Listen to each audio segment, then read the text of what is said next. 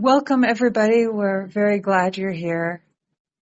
Let me just run through a couple of the announcements for the sake of the replay, even though many of you are aware. We always have a room here Wednesday, Friday, and Sunday at 8:30 p.m. IST. The one on Sunday is an open discussion with Bindu about Advaita and our questions revolving around our own inquiries on that.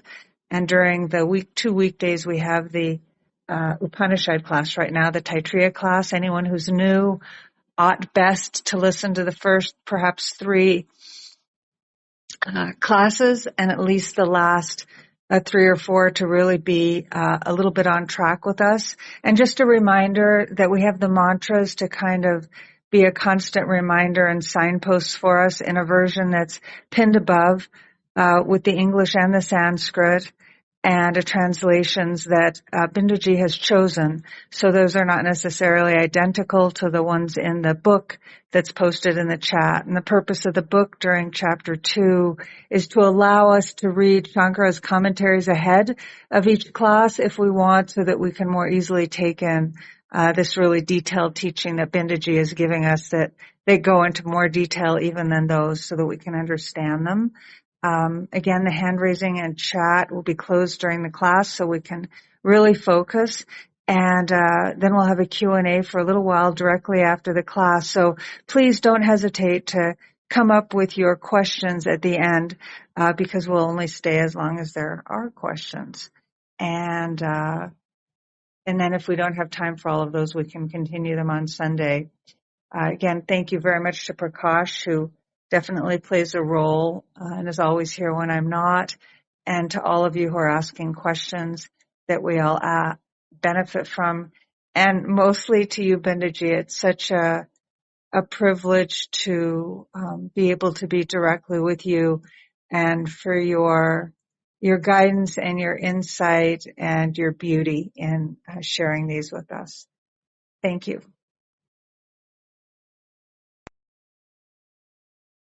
Thank you, Atmisha. Thank you, Prakash. Welcome all to the 34th session of Taittareeya Upanishad. We'll continue from the portions which is to be done in the 8th Anuvaka. Before that, we'll do the Shanti Mantras.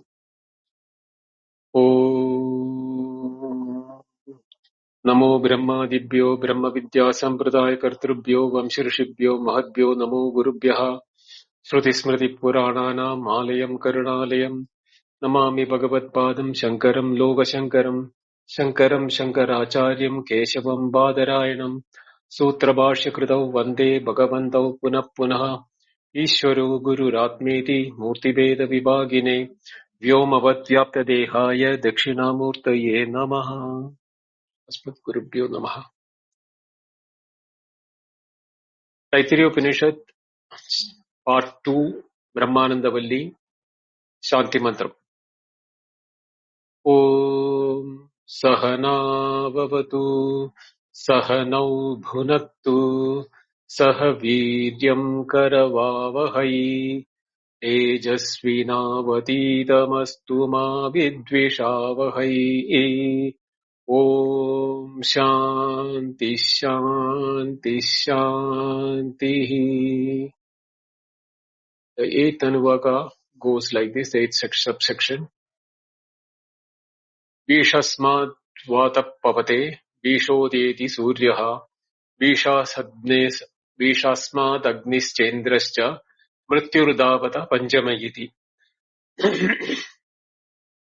Saisha Anandasya Mimamsa Bhavati Yuvat Syad Sadhu Yuva Dhyayakaha Ashishto Dradishto Belishtaha Tasyeyam Prithivi Sarva Vittasya Purna Syad Sa Eko Manusha Anantaha Te Yashatam Manusha Anantaha Sa Eko Manusha Gandharvanam Anantaha Shrotriyasya Cha Akamaghatasya Te Yashatam Manusha Gandharvanam Anantaha Sa Eko Deva Gandharvanam Anantaha Shrotriyasya Cha Akamagatasya Te Yashatam Deva Gandharvanam Anantaha Sa Ekaha Pritrinam Chiraloka Lokanam Anantaha Shrotriyasya Cha Akamahatasya te ye shatam pidranam chiralokanam anandaha sa eka ajanajanam devanam anandaha srotriyasya cha akamaha tasya te ye shatam ajanajanam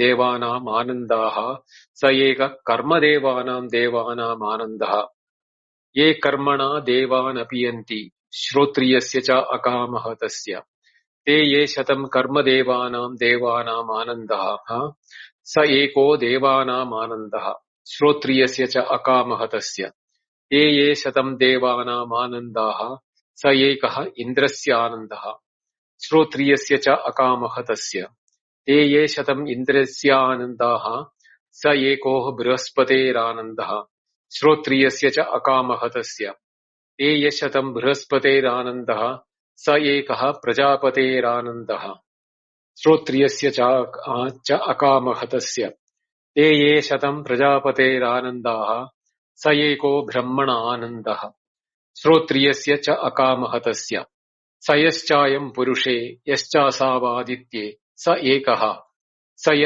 एवंवित् यस्माद्लोकात् प्रेत्य एतम् अन्नमयमात्मानमुपसङ्ग्रामति एतम् प्राणमयमात्मानमुपसङ्ग्रामति एतम् मनोमयमात्मानमुपसङ्ग्रामति एतम् विज्ञानमयमात्मानमुपसङ्ग्रामति एतम् आनन्दमयमात्मानमुपसङ्ग्रामति तदप्येष श्लोको भवति इति अष्टमानुवाक्. So in this one we are made to think continuity of an iota of separation from the Brahman is the reason for fear or unhappiness.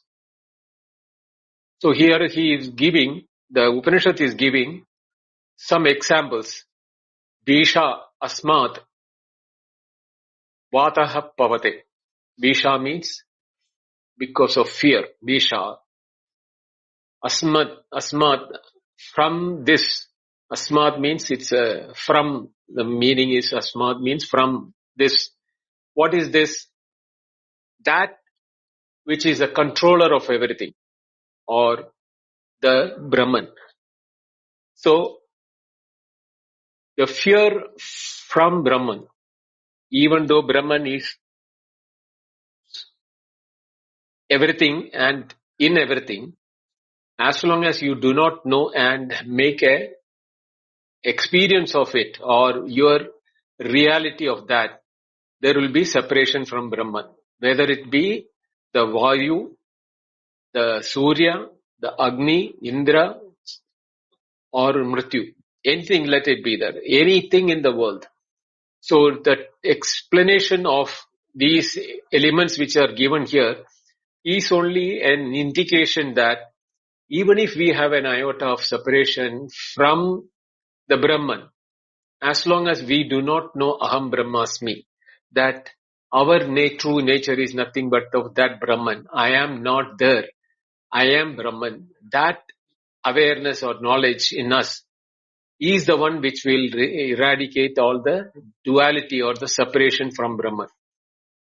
As long as that, it may you be the wind, it may you be the sun, may you be the fire or moon or even the death itself or anything in the nature, as long as the difference is maintained, that I am different from that, that will be the creation of your unhappiness and fear. To show that what are the type of ananda which the nature, in the nature, from an ordinary human being to the celestials and up to the Hiranyagarbha, what are the type of happiness which is being mentioned in the Upanishad is only what you call poetrical. They should not be taken as valid or literal things, because those are the days when the Vedas were prominent and people were having faith and they were doing the Vedic rituals to become one of these celestial beings, because they think that by becoming that they will enjoy more power. So to become that, they were doing all the rituals in the Veda they think. No doubt, whatever Veda has, whether it is Karmakanda, Jnana, Marga, with Bhakti, Yoga, Siddhi, Sadhana, or anything, the Shastra says for every action there is a equivalent compensation or the fruit of action. So whether whatever you do is limited by what you do, and the fruit of the result is also according to the action. So those rituals of the Vedas were predominantly for making oneself elevate in the realms of celestial beings. So that list is being here narrated by as a poetical thing, so that we understand that even if it is a youth with all the wealth and the control of the entire earth under his beck and call, yuva sadhu yuva dhyayakaha ashishto dridishto balishtaha tasya ayam prithvi sarva vittasya purna syat sa eka manushya anandaha. That is, yuva syat yuva syadahayaka. So that he is done all the education of the Vedas and everything, and he is a youth in the prime of his youth. In the prime of the youth, all the sense organs are in full function. The body is in full of vigor. Ashishta dridishta balishta. He has got life for enjoying these things under his eligibility, because of he is being young. Dradishtaha means he is strong, so that mentally, physically and emotionally he is strong to enjoy every happiness in this world. Dradishtaha and balishtaha. Tasya iyam prithivi sarvasya vitta purna syat. All the vittam, all the wealth of this world is under his beck and call. Now you can only imagine such a individual who is the ruler of the earth, entire ruler of the earth, with a youth with life under his kitty, and then he is also mentally, physically strong. Not only that, he also has done the Shastra Dhyayana or Adhyayavaka. Therefore, he knows the do's and don'ts, rights and otherwise what is not to be done, what is to be done and what is not to be done. Vidhi, Nisheda, all of them are known to him. So he is a perfect embodiment of a human being who knows the Vedas by nature, by the studies, and he knows what is to be done, what is not to be done. If he does something, what is the result of it? So having known the result of each activity, he has the choice to make the right of choice. And not only that, all his body being young and life at his beck and call, and having the balishta dradishta, it is strong, and having them all the faculties in full functioning, that is mentally, emotionally and intellectually he is strong, with all the wealth at his beck and call. So that is considered as the maximum one human life enjoyment one you can imagine as a measure. So here it is a unit of the happiness of a human being. What can be the highest? So now the Upanishad is taking us from one level to the next level to the next level, and making us understand that even the happiness of such a human being is only minuscule when it compares to Manushya Gandharvana Anandaha. So the Upanishad says, Sa eka Manushya Anandaha, te ye shatam Manushya Anandaha, Sa ekaha Manushya Gandharvana Anandaha. So here, 100 times of such an individual's happiness put together is the unit of one day Manushya Gandharva Anandaha. Manushya Gandharva is among human beings. There are people who have done the activity in such a way that they have access to the happiness in the celestial realms, not to the full extent because they are predominantly human beings. So Manushya Gandharva means Gandharva basically is one who has got endowed with enjoyment faculties. Can it be in the music, art, etc., or any enjoyment? Is a person considered to be a person fully engaged in enjoyment all the time? The term Gandharva means. So Manushya Gandharva is a person who is embodied as a human being, but he has also the potency to enjoy the happiness of some of the celestial activity. But Upanishad adds one more statement here that Shrotriyasya akamahasasya cha. There is a word cha to that. The word cha has means also, and also that word can also means, even though.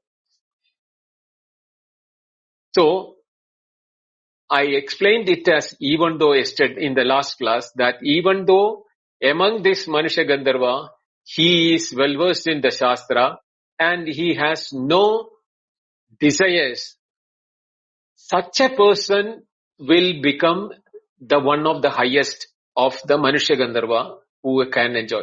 Because nothing, tortures him, or he is not riddled by any desire, even though he can enjoy all of them both in the human life and the celestial life, because he has become an akama hata. Hata means killed or tortured. Kama means by the desires. Akama means not having the desire, which, he has not been tortured by that. So that is what is considered as Eka Manushya Gandharvanam Anantaha. But the word, if I take also, then it has got a different meaning altogether. Shrotriyasya akamahatasya cha. This 100 times of Manushya Ananda is also included in a BrahaJnani, who is a Shrotriya and who has abandoned all desires because he has no more desire other than Atma Labha. He is in happiness of his own nature as Atma. So, this 100 times of Manushya happiness is included in the happiness of the one who has realized Brahman. So, you can also have that meaning. I'm not going to repeat it whenever it is going to come, but when I say that, I will say that, so you know that the meaning has got two things. One is even though, and the other one is also, and or api, right? So, Teye shatam manushya gandharvana manandaha sa ekaha deva gandharvana manandaha. Now, among the devas also, among the celestial beings, without a human body, they have got celestial bodies. Among them also, there are Gandharvas who are enjoyment freaks, or I would call them as full-time engaged in enjoyment. They don't do the activities of a Deva like a deity, which is a divine deity which is in charge of the weather or in charge of plants or in charge of animals or in charge of birds or anything like that. These are Gandharvas or Deva Gandharva, which their job is only to engross themselves in enjoyment. So that is one measure. Shrotriyasya cha akamahatasya. So the BrahaJnani or the man, this thing is to be considered again here also. Teye shatam deva gandharvana manandaha sa eka pidranam chiraloka lokana manandaha. So here, the ancestors who live chiram, loka, chiraloka, loka anandaha. So these are the people who are the ancestors who have left with lot of punyas into their kitty by having done the Vedic life, and they have now taken a status or life as Pitru. Pitru means what you call the ancestral life. but they are above the one who are enjoying as Deva Gandharva. He is higher than that because he has done good deeds in the human life. So when they become Pitra or when they become ancestors in that life without the human body, they have more access to enjoyment because of their good deeds, which has not been done by the Deva Gandharvas. These Pitranas have done the Vedic rituals, so they are placed above the Deva Gandharvas for the Loka Lokanam Anandaha, means Chiraloka. It is never diminishing. The Chiraloka means, Loka here means sense organs. The Chiraloka means the sense organs which do not diminish. And they have given a world of their own where the enjoyment doesn't consume the sense organs, however much they engage in that. In human life, when we engage in any enjoyment, there is a diminishing value for it. But here in the case of Pitraloka, it is Chiraloka. The sense organs do not have any what you call diminishing value. So they are eternally enjoying those sense organs related happiness in this world.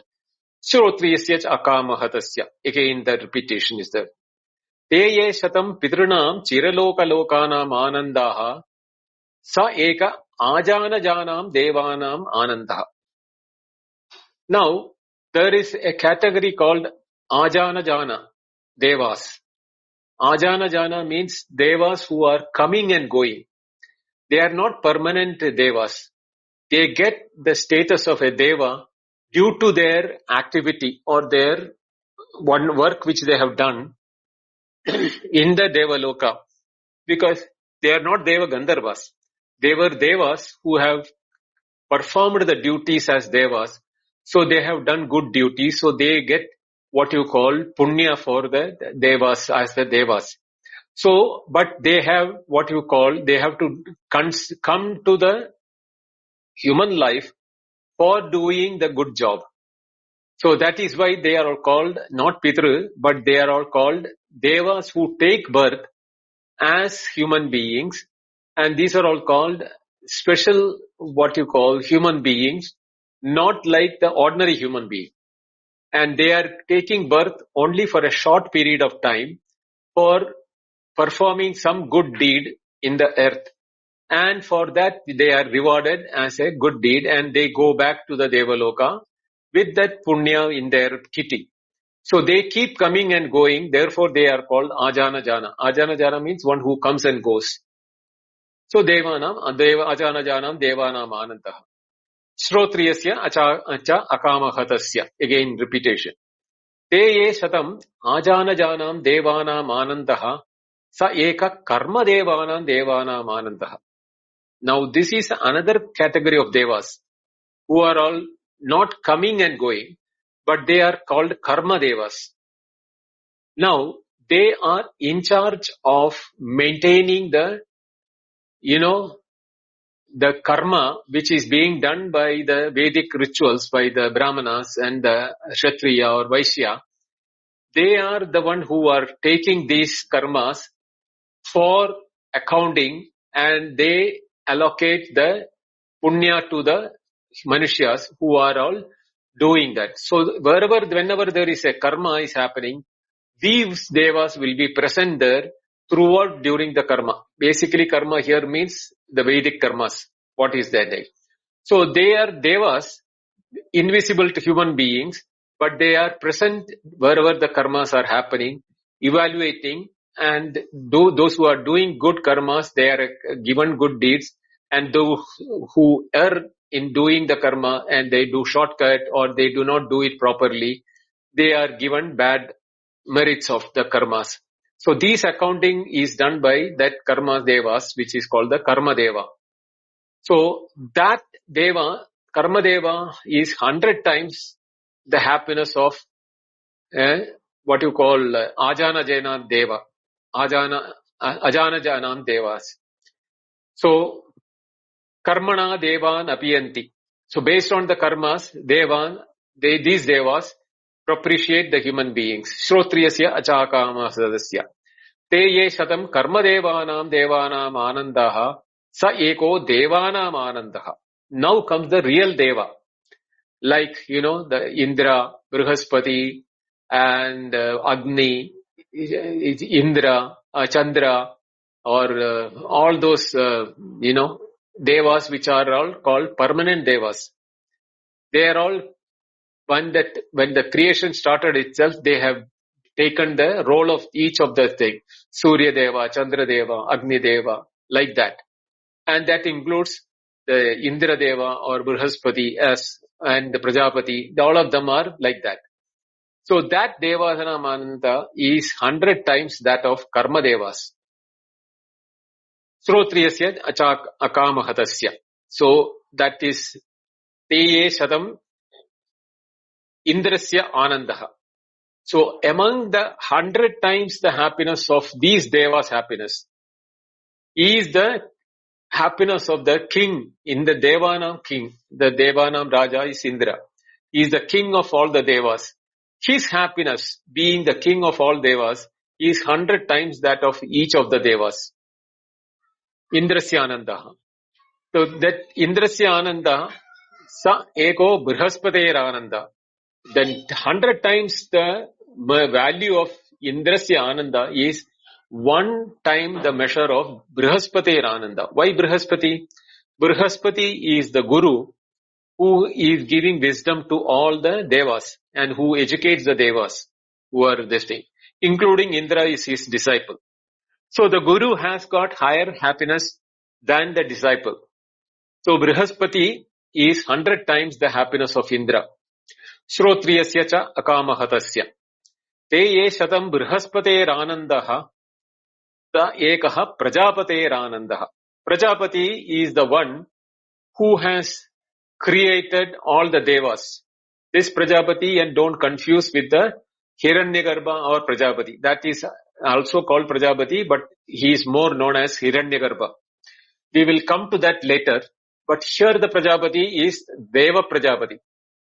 So Deva Prajapati is the one who has created Brihaspati, Indra, and all the other devas like Surya, Chandra, Agni, etc. So 100 times the happiness of Brihaspati is that of Prajapati Ananda. Te ye shatam Prajapate Anandaha sa eko Brahmana Anandaha. Shrotriyasya akamahatasya. Now, 100 times of Prajapate Anandaha sa ekaha Brahmana Anandaha is that Brahma or Hiranyagarbha here. This Brahmana is not Brahman, but it is Brahma, the four-faced or Chaturmuda Brahman. So he has that 100 times of that of Prajapati, who is the creator of the Devas and etc. His happiness as thing, because he is the controller of the whole creation, including Prajapati. So that is how the gradation is thing. Shrotriyasya akamatasya. Now I will stop this gradation here and go to the Shankara's commentary to understand it much better how he is telling, because Sayeschayam Purushe Yeschasa Vadityasa Ekaha is something which needs much more detailed explanation. That I will be taking most probably in the next class.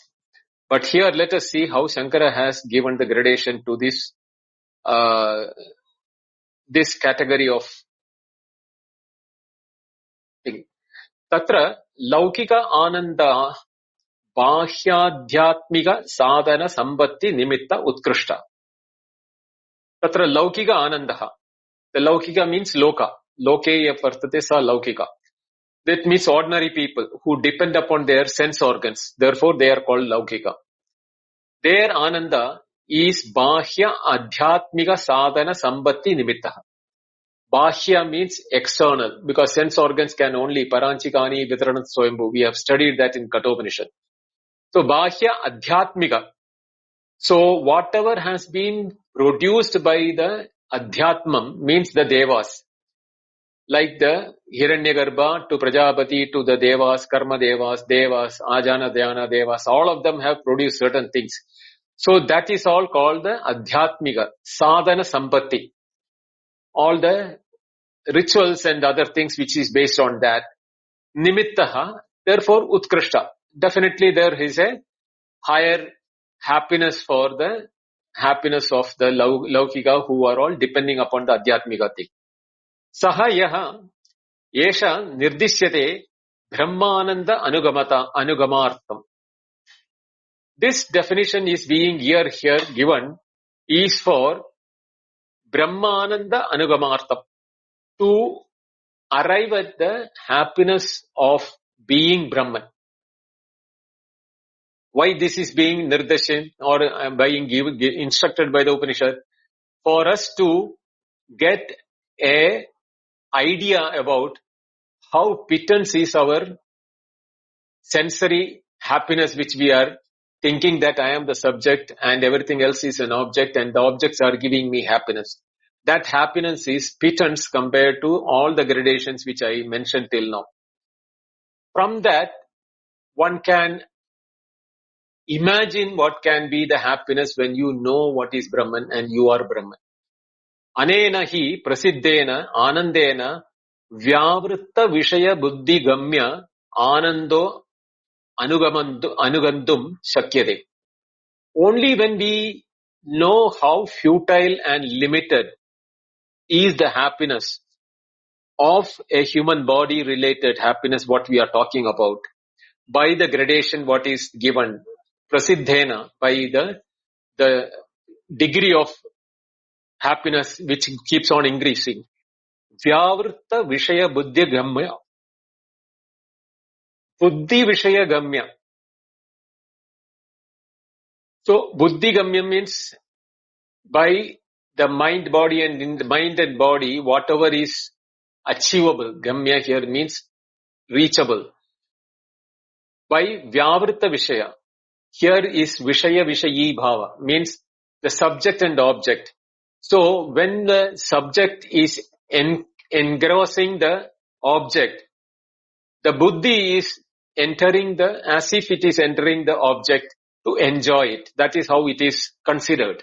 So the happiness is as long as the mind is in engagement with the objects. When therefore the subject feels the mind is now enjoying itself. Laukiko api anandaha brahmanandasya eva matra.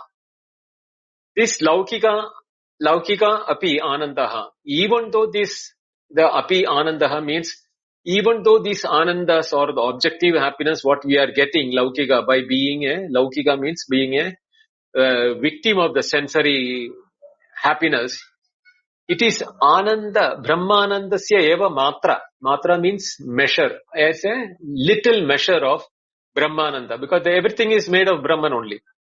But we don't see the Brahman in them. We see the names and forms and a separation from idaram andaram guruje. We are making a separation for the objects, for our happiness. The moment we segregate that separation, we are limiting our happiness of the object, not by enjoying the happiness as Brahman and we as Brahman. We think we are the limited human being with the condition by what adrishye anatmye, what the explanation was given in the previous classes. We do not see the invisible Brahman or in unbodied Brahman. We see them as body embodied and it is visible to our sense organs, perceivable. Therefore, that brings a what you call limitation in our enjoyment also. Because we are measuring it with the size of the object or the description of the object and the engagement of the mind with the object. And mind being transient and fickle in nature, it cannot remain engaged in that happiness forever. Therefore, it abandons, which we call it as really diminishing utility of the mind for the enjoyment. Matraha. Avidyaya tiraskriyamane vijnane utkrishyamānayam cha avidyayam brahmadibhihi karmavashat yada vijnanam vishayadi sadhana sambandha vashat cha vibhavyamanam cha vibhavyamanaha cha loke anavastito laukikaha sambadyade.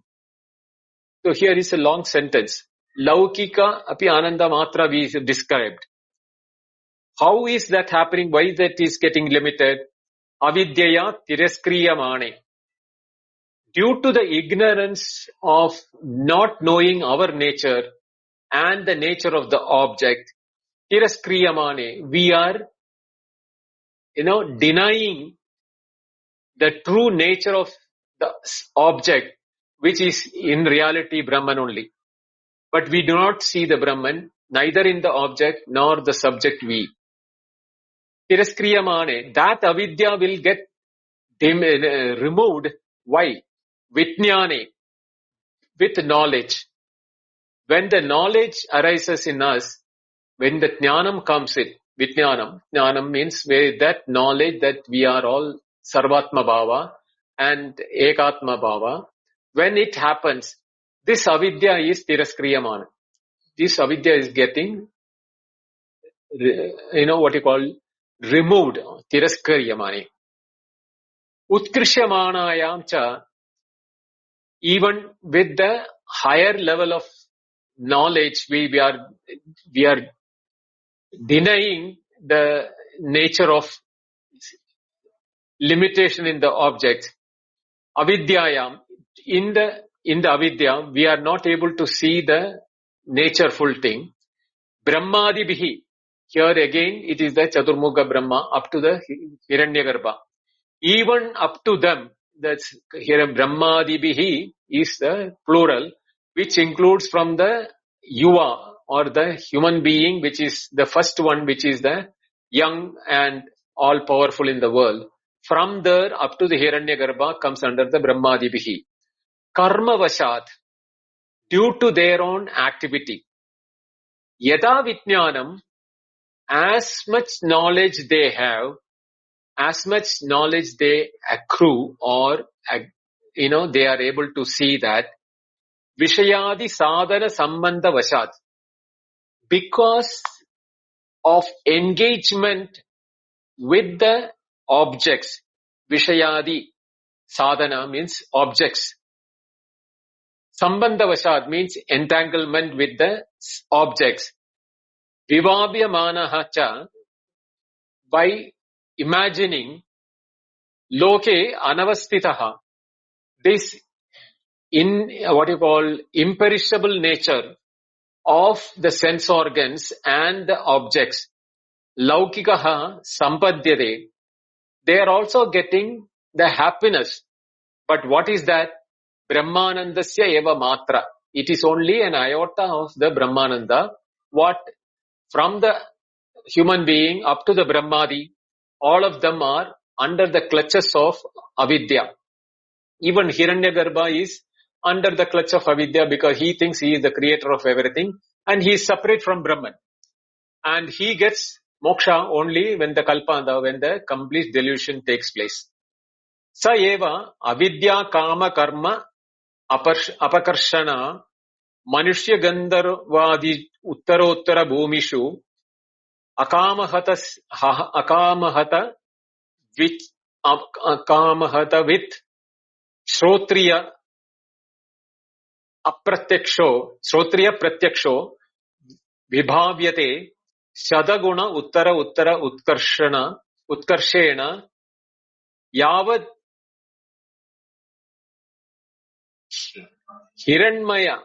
Hiranyagarbha BrahMa anandaha iti. Yavad Hiranyagarbha sya brahmanaha ananda iti. So what is the saying that sa eva avidya kama karma apakarshana. Apakarshana means, by limitation. What is the limitation bringing to avidya kama karma? These are the three knots which is tying to every mind, whether the mind of the human being or the mind of the Brahma, Hiranyagarbha himself. Hridaya Grandhi, what we call it as the knot of the heart. What are that? avidya and kama and karma. These are that avidya, with the ignorance, we feel the separation from the Brahman. Brahman is separate, I am separate. Everything else is separate, I am separate. That is the effect of avidya. So in avidya, we know that it has three shapes. That avidya, samshaya, viparyaya. It can be any of these things.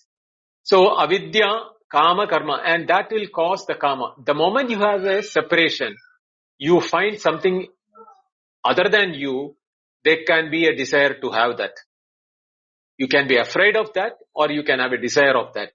So desire and fear are opposite sides of the same coin. The desire to have it is the love for objects. And that is called what will prompt us to do karma. When karma is driven by the avidya and kama, we are apakarsha, means we have the ups and downs. Apakarsha means actually speaking the highs and lows, depending upon how much avidya and how much kama, how much karma we are all entangling with. Therefore, Manushya Gandharvadi Uttara Bhumishu, from the Manushya Gandharva onwards to higher levels of Uttara Bhumishu, Akamahata with Shrotriya Apeksho, Shrotriya Apeksho, Vibhavyate. So, Akamahata with means like one who has won over the pranks of desire, and he has to be a Shrotriya, and he has the Pratyaksha of Brahman. Vibhavyate means is now imagined as Shataguna Uttara Utkarshana. It is 100 times each one. Manushya Gandharva, Deva Gandharva, Vidrana, Karma Deva to Ajana Deva, like that. It is going up to Yavad Hiranyagarbhasya BrahManaha Ananda iti. So Yavad means until or up to the Hiranyagarbha Sya BrahManaha means Hiranyagarbha, and Brahmana means the Chaturmukha Brahman. Is the Ananda which has been mentioned in this stages of when describing the different nature of the Brahma Ananda in a different level, but they are all nothing but the Brahma Ananda only, but being hidden and limited due to avidya kama karma. The avidya is the separation. Atasmin adara undaram karude atatasya bhayam bhavati. So same thing, the bhayam or the kama. The both are out of the same thing. If you have a separation from you, anything separate from us, either we can be afraid, or we can love that, or we can have a desire of that. So therefore, even though the happiness is of Brahman, because we are enjoying our own happiness, because our happiness is enjoyed in us, and it is coming, we are thinking it is coming from the object because we are find it, or we are saying that it is separate from me. Therefore, it is under the grip of avidya, kama and karma, means ignorance and desire and, activity towards janadi ichchati yadate. So that activities or knowing, then you have a desire for it, and then you earn for it or work for it. That is how the avidya prompts us to do these type of things. Thinking that the happiness, what is there in the object, is separate from me, because I am seeing it separate. Therefore, the happiness is also limited. But the one, Shrotriyasya, Akamahatasya, one who is Shrotriya, one who has studied the Shastras well, and he who has won over his own desires, Akamahatasya, Hatam means killed. Kama Hatam means one who has desired, the Akama Hata, in ones who have now become devoid of kamas. That is Akama Hatasya. So one who has done that, he is the one who sees that Yatrana Anyat Pasyati Anyat Shrunoti Anyat Vijanati. He doesn't see something different from him. He does not hear anything other from him. He is not knowing anything other from him. So for him, What he is seeing, eating, touching, smelling, even though he is seeing it done by names and forms, the names and forms are adoration to Brahman, who is appearing as the flower, the bird, the animal, the stone, etc. Are the names adorning Brahman, not separate from Brahman, not separate from me. That is the Sarvatma Bhava he is having. Therefore, he enjoys the happiness which is within himself, and he sees the same happiness in every object outside him. Therefore, there is no separation for him, and he is the one who is always in happiness. And such a person's happiness is higher than that of the Hiranyagarbha happiness or the Brahmana happiness, the Chaturmukha Brahman. So that is how this gradation is being described by Acharya Shankara. Niraste tu avidyakrite vishaya vishayi vibhage vidyaya swabhavikaha paripurnaha ekaha anandaha advaitaha bhavati bhavatyetam artham bhavatyetam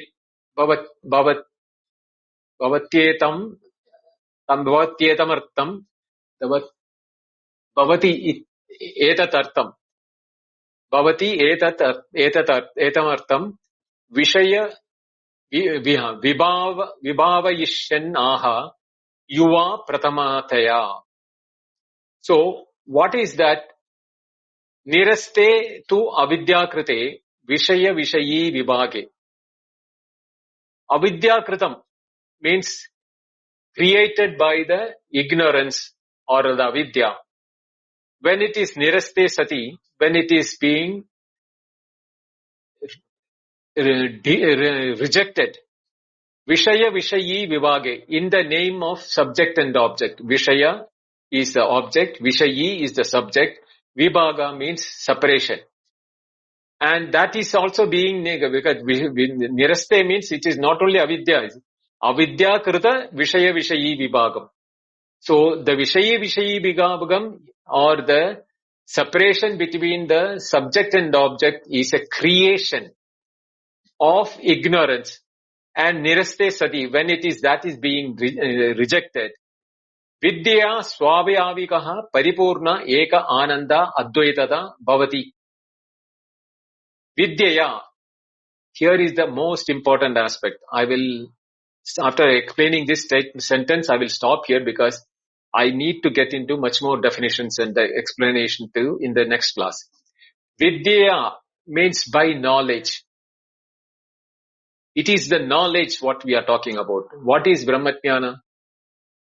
BrahmaJnana or the Atmajnana is nothing which is we are imagining as an experience. No experience is as good as knowledge. That knowledge, it is not the knowledge of the subject-object in nature. Therefore, the word swabhavikaha means natural, is swabhava. Coming out of one's own nature, neither by a subject-object differentiation, which has been rejected. So, vidya, by that rejection, avidya can be only removed by vidya. Therefore, vidya, only you can do the killing of the vishaya vishayi vibhaga, the subject-object differentiation. And then what is remaining is swabhavika, your swarupa or your swabhava. And that is attained by vidya.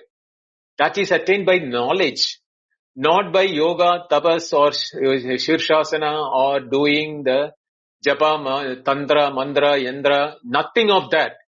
They are all having their own benefits, no doubt. Upanishad, not only Upanishad, the Shastras give them importance. But they are all means, not the end. The end of avidya is only vidya. Therefore, vidya only you can reach your nature or your swabhava or your own, what you call, identity or your true nature. And paripurnaha, that is complete in itself. It doesn't need anything more to fulfill it or make it full.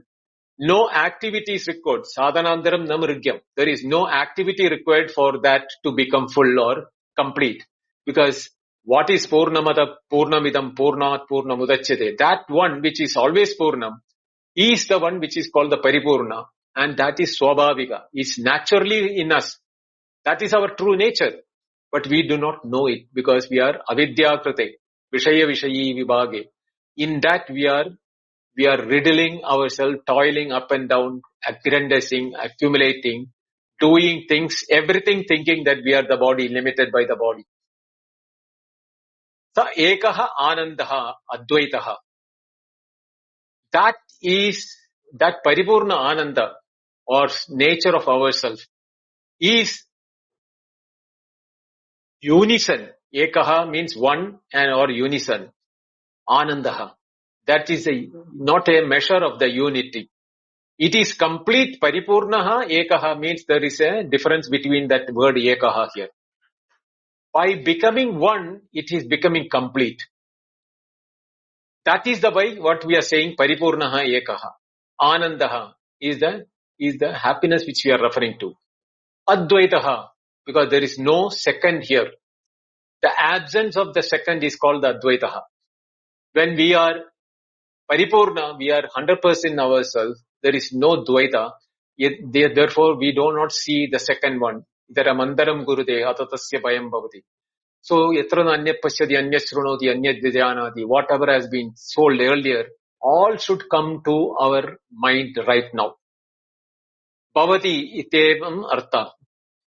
Vibhavyeshyannaha yuva pratama vayaha. So, imagining that as what is the height of happiness, to drive to that is what the imagination of the Yuva Pratamavaya, the nature of the youth has been told it, I think. Sadhu Yuvedi, Sadhuscha Asau Yuva Cha Iti, Yuvano Visheshanam. Yuvano Visheshanam. It is the adjective for the youth who is Sadhuscha Sadhu Yuveti, means Sadhuscha Asau Yuveti Cha. So he is not only a sadhu. Sadhu means well-behaved or well-conducted one or good behavior. Yuva means youth. Iti Visheshna. You know Visheshna means is a description or the definition of the youth. Yuva api sadhur bhavati. Sadhur api yuva. So there here he is describing here that he is sadhu. He is such a well-behaved or well-conducted person. Ato Visheshanam Yuva Syat Sadhu Yuveti Adhyayakaha means Adita Deva Vedaha.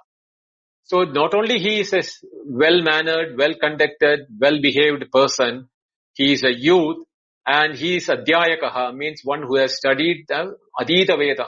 He has studied all the Vedas with the ancillaries and all those requirements for becoming a Shrotriya, one who is well-versed in the Shastra. Ashishta, Ashastratatama means one who has no limit of aging. He doesn't age. He is perpetual youth. Dridishtaha means Dridhatamaha. He is strong. Dridhatama means firm. Actually speaking, the Dridhatama means he is firm in his conviction and his knowledge and his knowledge of everything. Balishtaha means Balavattamaha. He is the super strong person. Nobody is stronger than him in the whole world. Evam Adhyatmika Sadhana Sampannaha. This is how the Adhyatmika Sadhana Sampannaha. He has achieved the greatest height of Adhyatma Sadhana, of a person who can achieve all those things. I'll repeat this one again in the next class. So I'm stopping it here.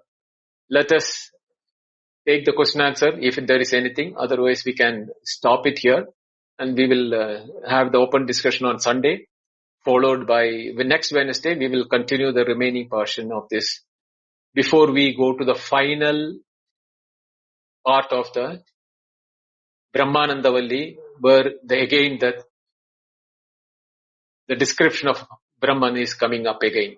Because all these things are only poetical from the Rishi's point of view to imagine what can be that Ananda of Brahman. It is nothing that, when he said that, it is Swabhaviha Paripurnaha Ekaha Advaitam Anandaha. That non-dual happiness where there is no ups and downs, no nothing, because we are all used to the increment and decrement of the happiness, because we are Vishaya Vishayi Samvibhavyate. We are separated by the Vishaya and Vishayi. That type of a separation, when it is not there, when you don't have anything other than you, is your permanent happiness. And that is your Swabhava, Swabhavikaha. We'll continue it in the next class. Om Sahana Vavatu Sahanau Bhunattu Sahaviryam Karavavahai Tejasvinavaditamastu ma vidvishavahai. Om Shanti Shanti Shanti. Om Purnamada Purnamidam Purnat Purnamudachyate Purnasya Purnamadaya Purnameva Vashishyate. Om Shanti Shanti Shanti. Harihi Om. Shri Gurubhyo Namaha. Harihi Om. Thank you. Dhanyawad. Thank you so much, Binduji. I was I was smiling the whole time. That was very beautifully done, and it reminds me of the other times when you've talked about why this is not called an achievement. And another thing that came through my mind at one point is that in various traditions and stories, I think there's this idea of just, that one's hand is open, as opposed to just continuing to hold on to things, that the key is the open hand, and the stress that you made at the end of naturalness, our own natural state. So I'm really looking forward to the next classes also, but it was very beautiful, really beautifully done. Thank you so much. Venkat's come up. That often gives a few others of us a chance to think about if we have a question and come up here with it. Please don't hesitate. It doesn't matter what level anybody's at. Don't question your own questions, and please come up. Prakash, did you want to say anything before Venkat goes ahead? No, just a heartfelt thank you to Binduji, and very profound state of going from Abhaya to Ananda, and the solidification of that.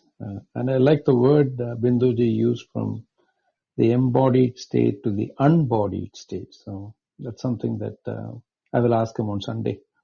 I will let Venkatji talk to Binduji. Thank you. Thank you, Prakash. Thank you, Atmisha. Venkat?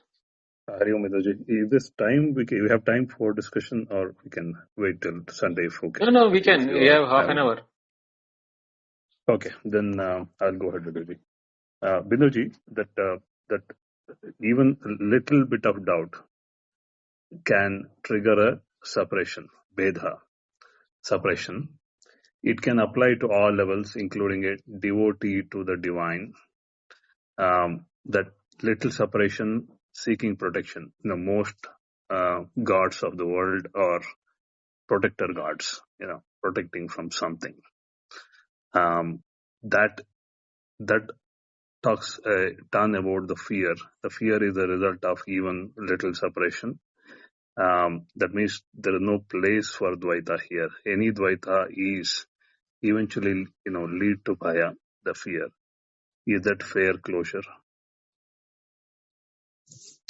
Yeah, it is okay. Yes, you can say that. What we have to understand, that we have a lot of stories in our Puranas where Brahma, Indra, all of them are going to other gods for, protection. Why do these stories say that type of a, anecdote is to make us understand that even they are not free from the fear. Only those who have studied the Shastras, who has understood that is the one place where we will be able to understand that even those embodied divinities, which we call it as Devas or Ishvara in the Puranas, they are all still with mind and feeling of separation. That is why here in this Upanishad, they are taking from an ordinary human being to a human being who is the maximum that can be achieved in a human life, to up to the Hiranyagarbha level. And he says that even Hiranyagarbha's happiness is compared to that, Shrotriyasya Akamahatasya cha. That is the highest of one who has become one with the Brahman. He has no fear because he doesn't see anything other than that. All those things which I have told in the class. So that is very important for us to understand that even if an iota of separation, even if it is due to ignorance which is coming, our fear is due to there is something other than me. That otherness is coming with our identification with the body-mind complex. But when we do not have our body-mind complex identification, the only explainable which we can give it is in our deep sleep. Neither there is anything other than me, neither there is a fear for me, neither there is anything which I can see. Even my happiness is not incremental or decremental in the nature, because there is no objects with which I can compare it. Only where there is a comparison, you can bring increase and decrease. That is not there in the deep sleep. Therefore, it is swabhavika. It is natural, because we go to the deep sleep with effort. Nobody has ever slept. Everybody has slipped into the deep sleep because that is swabhavika. Means naturally we go there. And that is the reason why it is called swabhavika. We know, means it is natural for us to remain in our happiness. That is the beauty of it. Yes, Pinduji, that's the greatest assurance we are deriving end of this session. Definitely, but this karma, right? Akam mahatasya. I think you broke it up in two ways, right? So triyasya cha akama mahatasya. Api. That means you can include the previous one also. There are two ways of looking at it. This akama, that is important to me today because today is Holi, right? Kama Dahana also happened on Holi. It is very symbolic. The root of the desire is burnt by Shiva. That's why it is so important today to listen to you today, directly hitting. So Shotriya says, Akama Hatas. Is that Akama? What is this Akama? Akama is by recognizing the lower levels of Ananda step by step and get to the Brahmananda at the end. Is that the step laid out here by putting Shotriyasa cha akamat, that way to look at akama? Is that the way to look at Binduji?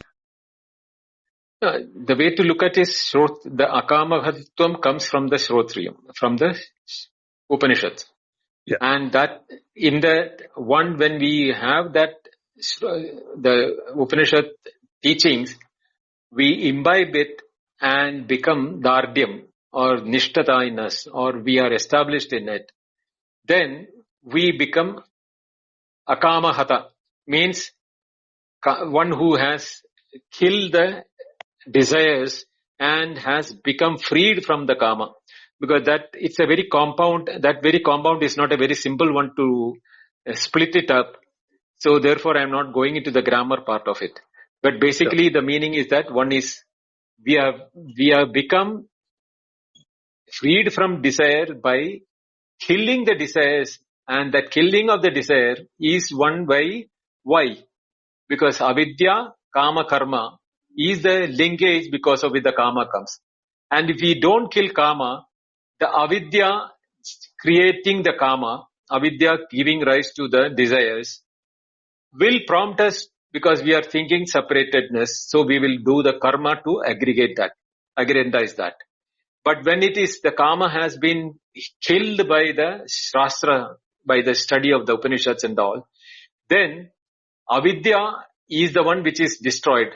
Avidya is the one where there is that Vishaya Vishayi Sambandha, Vibhaga. That has been getting destroyed by the Vidya. And when Vidya destroys that, there is no otherness for us.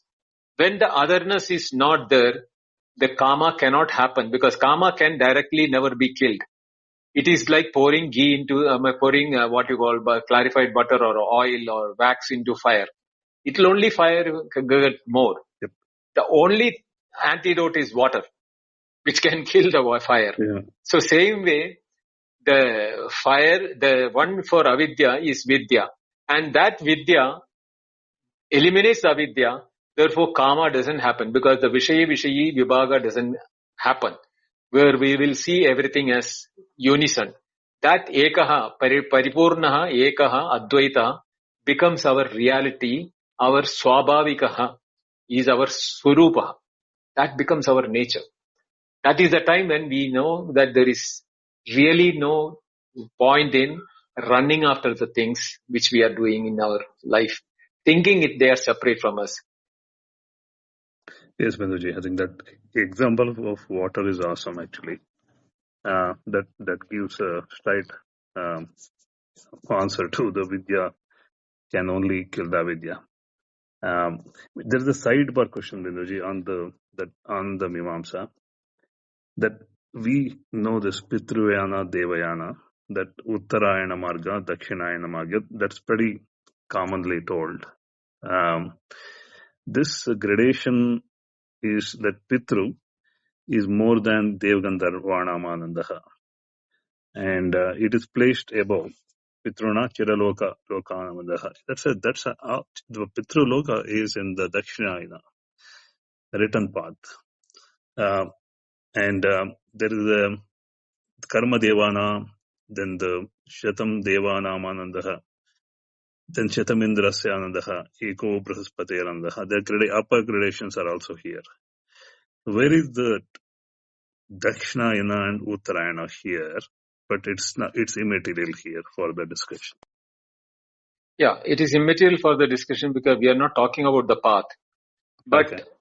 What we are talking about is that level of enjoyment, Anandasya Mimamsa, or the Vichara of Ananda, that is the importance here. Which route they are going or where they are reaching or whether they are meeting or they are not meeting is not the question here.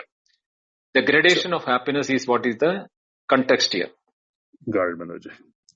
Then I think coming back to the context, this the pointer left by the Bhashya, that Vyavritta Vishaya Buddhi Kamya.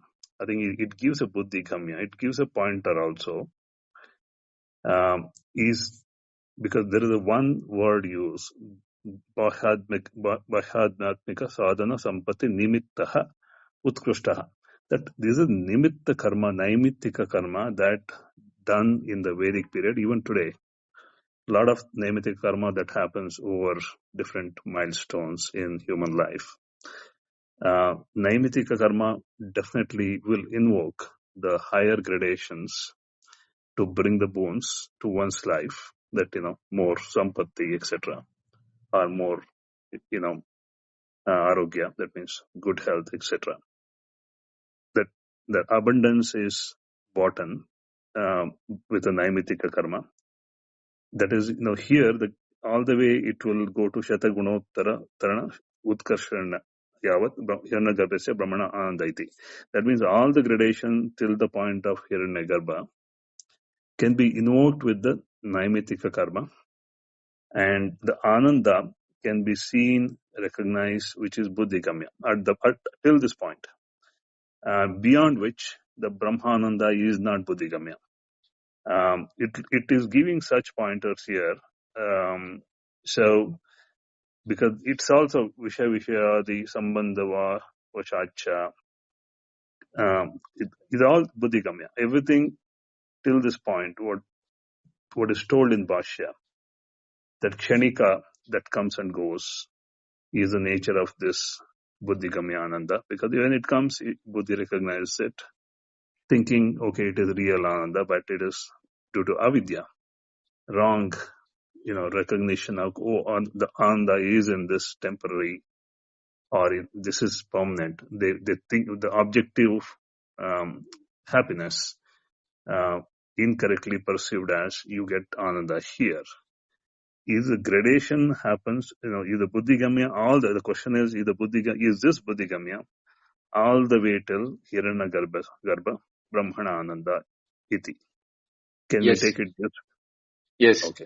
Because only if you have that separation in your in the knowing or in the understanding that there is separation, there is something called Hiranyagarbha, which is separate from Brahman. Whether it is Hiranyagarbha or an ant in the floor or an iota of a thing which is there in the life, if you have this separation, that Vishay Vibhaga, if it is there, they're all Buddhigamya, means through the intellect we are making these segregations and separations. As long as you have these segregations and separation, you will be forced to do Nitya or Nitya Vaitika Karma, Vidhi, Nisheda. All of them are because of that. But Shrotriyasya Akamahatasya, there is no Vidhi, Nisheda. He becomes the Shastra himself. For him, the Shastra is not required. Yatra Veda Aveda Bhavati for that. So for him, even the Veda is not there, separate from Brahman. So Brahman and the Veda, everything is from Brahman only. So there is nothing called do's and don'ts, or, I should do it, I should not do it. All those thoughts which are there from the duality perspective do not exist when you are non-dual. In the non-dual, ekaha, sa ekaha, ekam with, that is the samvit, ekam samvit. It is one knowledge in nature. It is a pure awareness, pure happiness, pure Brahman or pure Ananda, whatever name you want to say, Ananda, Satyam, Jnanam, Anandam, Anandam, Satchidanandam, whatever names you are called, you are only giving an indication towards Brahma. But what is Brahman is not Buddhigamya. It is not for the intellect to achieve it. It is Swabhavika. It is a natural nature in which we are. At this very moment, we are all that. But the moment we consider we are limited by an individuality or a separation from the body, mind, intellect point of view, Buddhigamya, then God save you. God, Benderji. I think now this is landing so well because the Gnana is Samanya Gnana. It is not Vishesha Gnana. That is how we landed while describing Gnana. Now, Ananda, it is exactly here. Vidyaya Swabhavikaha, Paripurnaha. That like a massive landing here. Eka Anando Advaito Bhavati. That this is almost closing this, Binduji. Closing the statement of Ananda altogether. We will deal with that particular statement in detail in our Wednesday's class. Because sure, I want to spend more time on that statement. Sure.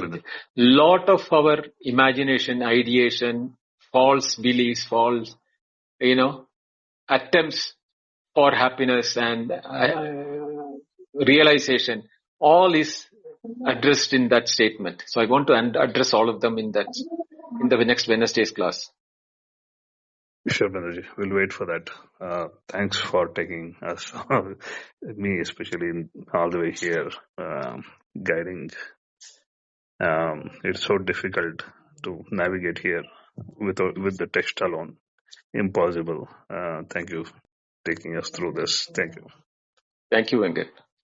Deep. Bindo, before... Go ahead, Artemisha.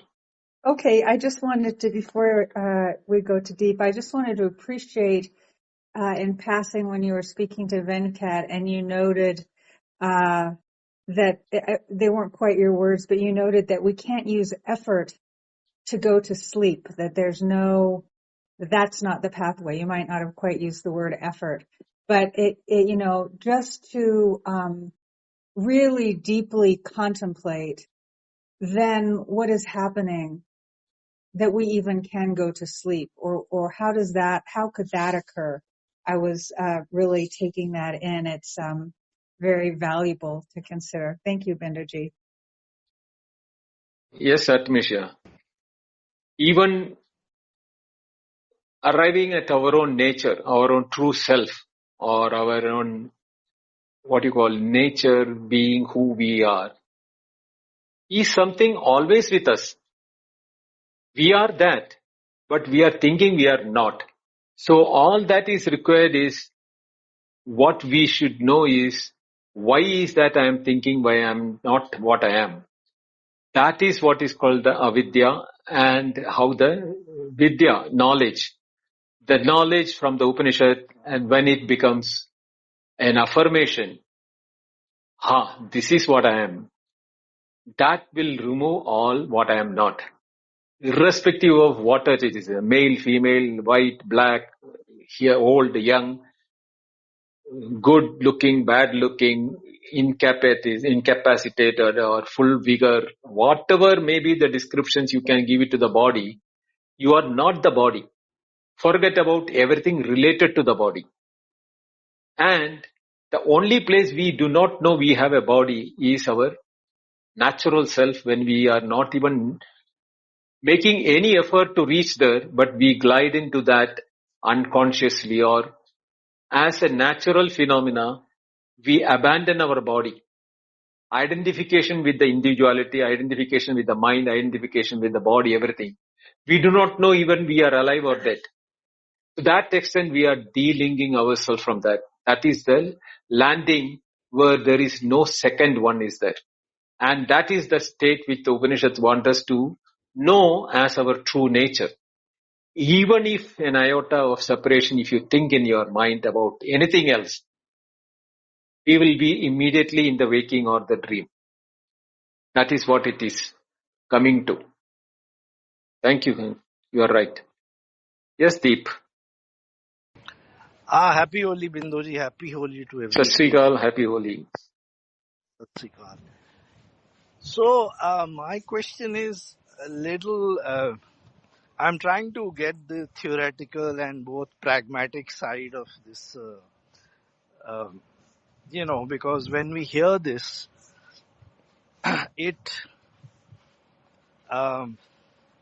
okay, so I want to bring in what the limitations of the body and the mind, which means to the extent that one doesn't identify with body-mind, one does not consider themselves a body-mind. At the same time, right, the body requires food. As much as everything is Brahman, the body still needs that exchange.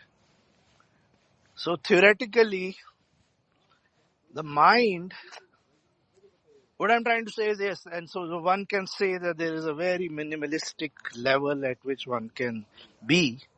So you give food to the body so that you can subsist and, stay alive, and that's about it, right? But if you look at it theoretically, since you are not the body and the mind, what the body wants, like food when you give it, and what the mind may want when you give it, theoretically, if your identity is not identified with those things, then sounds like theoretically should not matter. And I'm not trying to make this into some sort of an excuse so that one can, do whatever it is that they want. But, it just struck me when I was thinking about that. I was saying, like, when a BrahaJnani is offered a chocolate or something, right? So what happens, and, if there is some sort of sensory pleasure or whatever that happens, right?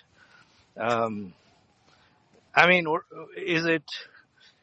does it become something that will, that, I mean, is that something that would, violate the whole identity that one has? If one has that identity, then this is what I'm trying to say, because I'm trying to also honestly look at this a little more pragmatically.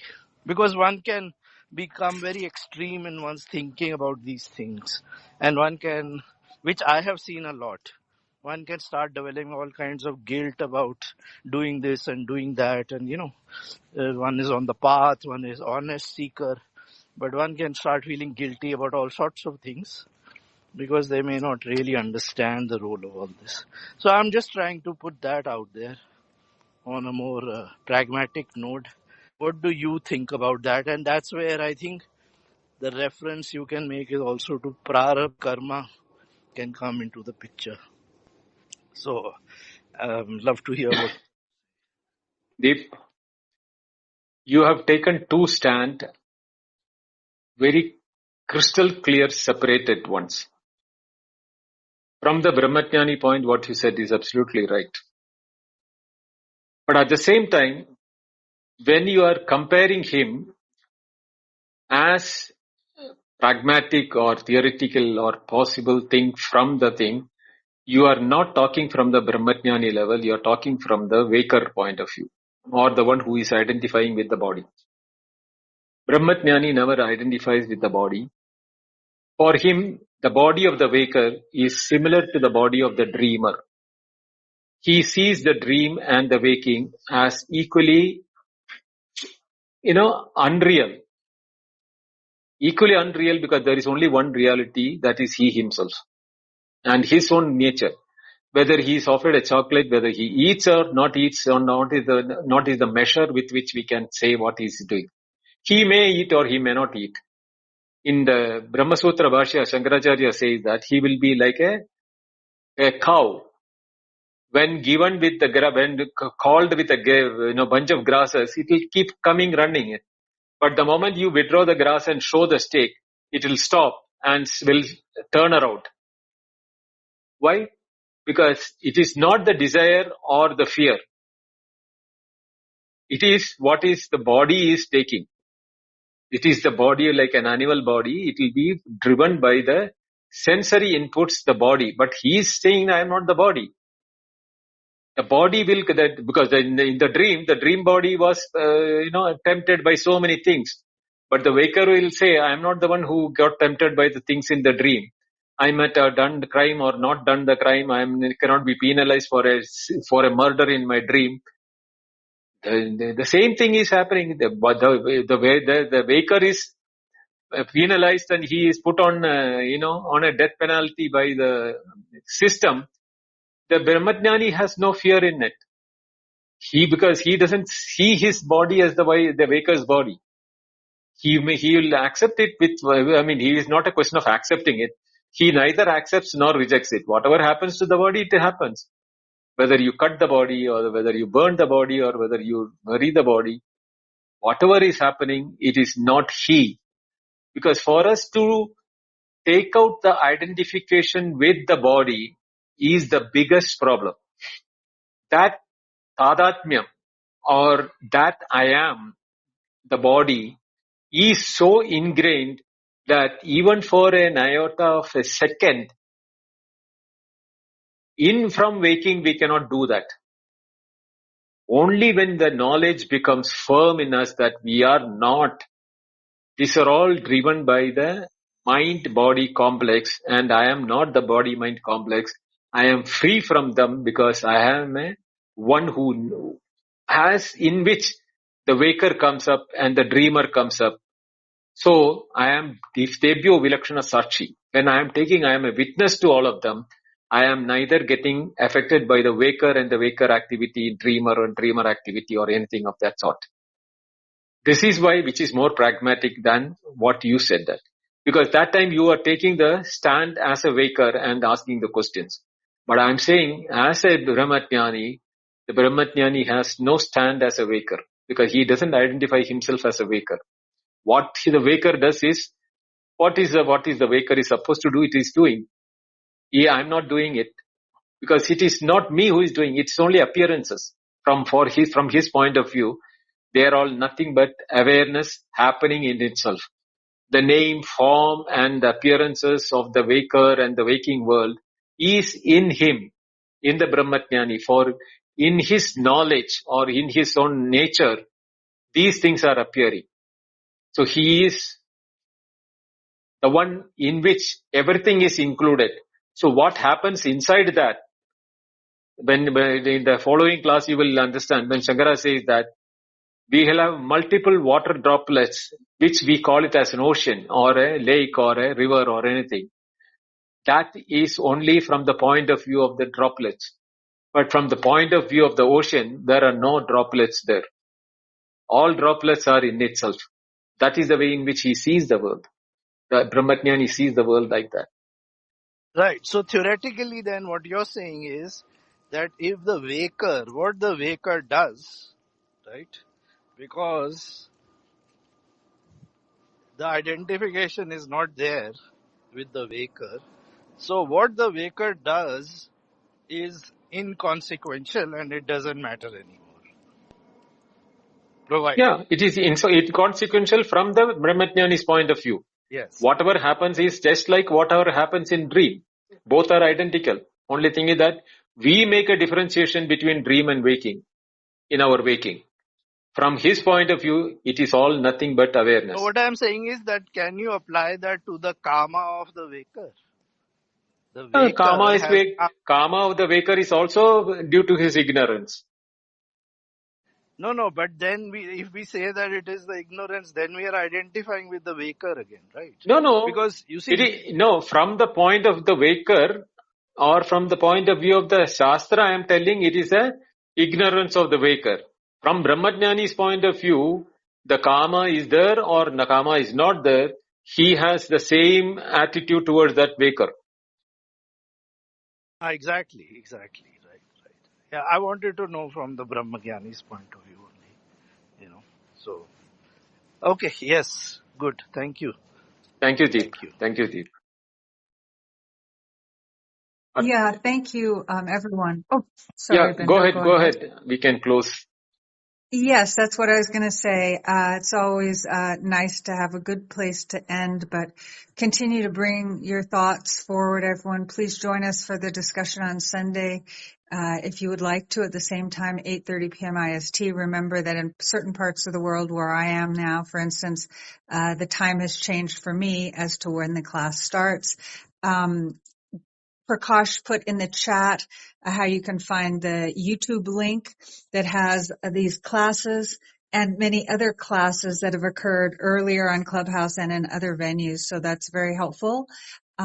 Right now, the Sunday discussion repeats or Q&As as they were called are available here.